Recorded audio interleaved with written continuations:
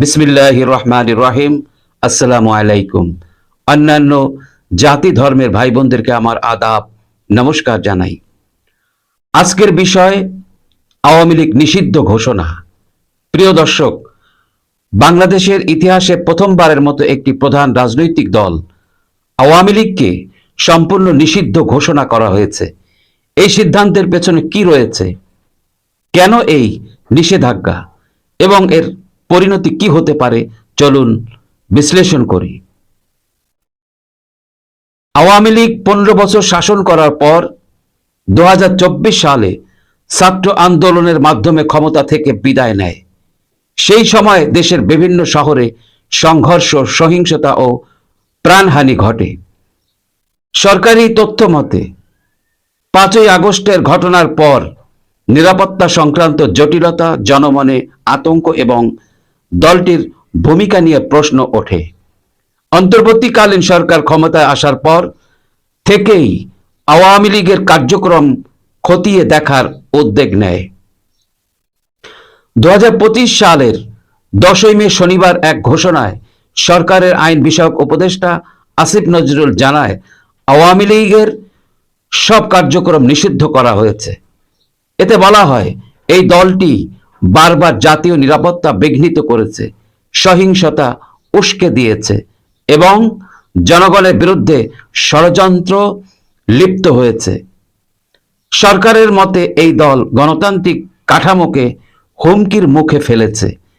এছাড়াও আন্তর্জাতিক অপরাধ ট্রাইব্যুনালের অধীনে দলটির বিরুদ্ধে তদন্ত চলছে, বিশেষত জুলাই আগস্টের দাঙ্গা ও হত্যাকাণ্ড নিয়ে। আওয়ামী লীগের প্রতিক্রিয়া। নিষেধাজ্ঞার পর দলটির পক্ষ থেকে একটি বিবৃতিতে বলা হয়েছে, অবৈধ সরকারের সব সিদ্ধান্তই অবৈধ।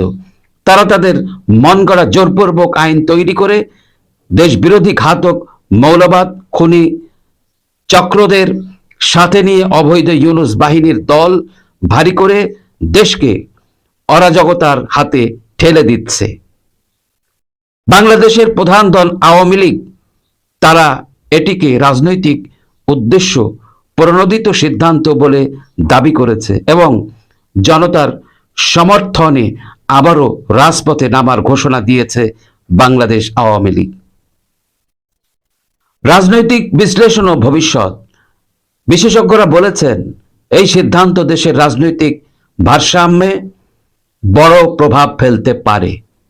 যদিও বহু নাগরিক আওয়ামী লীগের নিষিদ্ধকরণকে স্বস্তির নিঃশ্বাস হিসেবে দেখছেন, তারা আসলে কারা?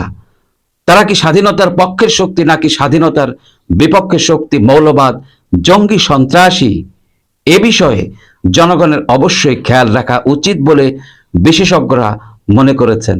তবে এটিকে অনেকেই রাজনৈতিক প্রতিহিংসার দৃষ্টিতে দেখছেন। বিশ্লেষকদের মতে এটা সম্ভব। বিশ্লেষকদের মতে এটা বাস্তব সত্য। কিছু দল, কিছু রাজনৈতিক গোষ্ঠী তারা ক্ষমতার লোভে মরিয়া হয়ে উঠেছে। হয়তোবা আওয়ামী লীগ যদি মাঠে থাকে, অবশ্যই তাদের রাজনৈতিক ক্ষেত্রে আওয়ামী লীগ বিশাল বড় একটা বাধা। সেই লক্ষ্যে অন্তর্বর্তী সরকার জোরপূর্বক ক্ষমতার অপব্যবহার করে আওয়ামী লীগকে নিষিদ্ধ করার সুযোগ নিয়েছে। অন্তর্বর্তী সরকারের মুখে জিকির একটি অবাধ ও নিরপেক্ষ নির্বাচন দিয়ে আওয়ামী লীগকে নিষিদ্ধ করে সুষ্ঠু নির্বাচন দিতে চায়। তবে বাস্তবতা হলো, একাধিক বড় রাজনৈতিক দলের অনুপস্থিতিতে সেটা কতটা সম্ভব তা নিয়ে প্রশ্ন থেকেই যায়। বাংলাদেশের রাজনৈতিক এই নতুন অধ্যায়ে আমরা কি দেখতে যাচ্ছি? গণতন্ত্রের পথ মসৃণ হবে নাকি আরো জটিলতা তৈরি হবে? এ বিষয়ে সাধারণ জনগণের মনে প্রশ্ন ঘুরপাক খাচ্ছে। কবে ফেলবে সাধারণ জনগণ স্বস্তির নিঃশ্বাস? আপনার মতামত নিচে কমেন্ট করে জানাতে ভুলবেন না। ভিডিওটি ভালো লাগলে একটি লাইক দিন, শেয়ার করুন এবং আমাদের চ্যানেলটি সাবস্ক্রাইব করুন। এই আশা রেখে বিদায় নিচ্ছি। সবাই সুস্থ থাকবেন, ভালো থাকবেন। আল্লাহ হাফেজ। আসসালামু আলাইকুম।